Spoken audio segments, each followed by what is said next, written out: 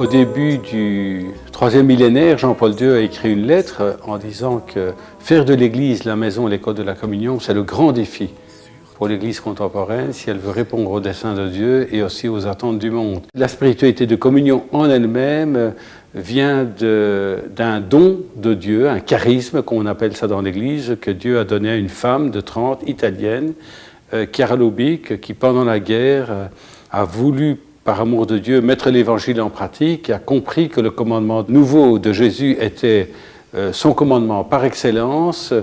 Elle a senti qu'elle était appelée à contribuer à la réalisation du testament de Jésus, que tous soient un, qui est la mission de l'Église, mais que Dieu lui donnait une lumière pour vivre cette communion au quotidien. Le mot unité n'existe pas en hébreu. Et donc, il faut aller par d'autres chemins pour pouvoir voir un parcours qui nous mène à l'unité. Donc, tout d'abord, c'est l'adjectif numéral 1 qui dit surtout l'unité de Dieu. Dieu, il est un. Et le sommet de la spiritualité de communion, nous la trouvons surtout dans les écrits johanniques et en particulier dans la prière que Jésus fait à son Père en Jean 17, lorsqu'il prie « Père, que tout soit un ». Et le modèle de cette unité, c'est « Comme moi je suis en toi et toi tu es à moi, que eux aussi soient un, une seule chose en nous ». C'est la pierre fondamentale, c'est la pierre fondatrice, je dirais, de la spiritualité de communion. Et pour vivre une spiritualité de communion, Jésus nous a laissé son commandement. Aimez-vous les uns les autres comme je vous ai aimé. Il se mesure par l'amour que Jésus a eu pour nous dans la vie offerte durant sa passion, la mort. Mais cette vie, elle nous mène à la résurrection. Donc Jésus, il est ressuscité et il nous fait participer à cette vie de communion du Père et du Fils dans l'Esprit. J'ai découvert cette spiritualité de communion en 1994 lors d'une rencontre du Conseil œcuménique des Églises en Roumanie. Ce qui m'avait frappé beaucoup et suscité mon adhésion à cette spiritualité, c'était la place accordée à la parole de Dieu, en particulier la pratique de la parole de vie, prendre un verset de l'Évangile, essayer de le vivre et d'en partager les fruits. Cela suscite la communion, cela renouvelle notre vie et puis aussi nos relations les uns avec les autres.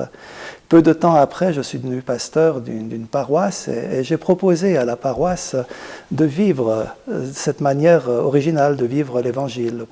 Une parole aussi que je prenais le dimanche comme sujet de prédication. C'était aussi le thème de la catéchèse pour les enfants, pour les adolescents, la préparation à la confirmation. Je les invitais à vivre une parole, à apprendre par cœur et à la vivre et être confirmés dans notre foi. C'est vivre la parole de Dieu. Nous avons un groupe qui se réunit 2 fois par mois où nous prenons cette parole de l'Évangile ou bien d'autres passages de la Bible, de l'Ancien, du Nouveau Testament, avec un bref commentaire sur un feuillet et nous la partageons. Nous en partageons les fruits aussi.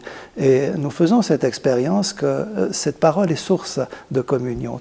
Toute cette spiritualité de communion s'abreuve à l'Évangile, à la parole de Dieu. C'est comme un printemps de l'Évangile. C'est vraiment ce qui m'avait frappé parce que ça rejoint aussi dans l'Église protestante cette affirmation de la primauté de la parole, que c'est la parole de Dieu et l'Esprit Saint qui crée l'Église, qui crée les relations, qui nous unit au Christ. Donc l'esprit de communion, c'est vraiment l'esprit d'amour réciproque qui fait que les chrétiens deviennent un seul cœur, une seule âme. Cette capacité d'aimer comme le Christ nous a aimés ne vient pas de nous, mais elle vient de Dieu. Donc la spiritualité de communion nous fait vivre comme chrétiens notre foi dans l'amour, notre foi en Dieu Trinité. Elle nous permet de mettre ensemble l'unité et la distinction. Et c'est très important pour le monde d'aujourd'hui parce que justement, tous les problèmes du monde sont des problèmes qui doivent être résolus de façon globale. Et donc, le monde a besoin d'unité. C'est ce que le pape François a répété encore récemment. Nous avons tous besoin d'unité.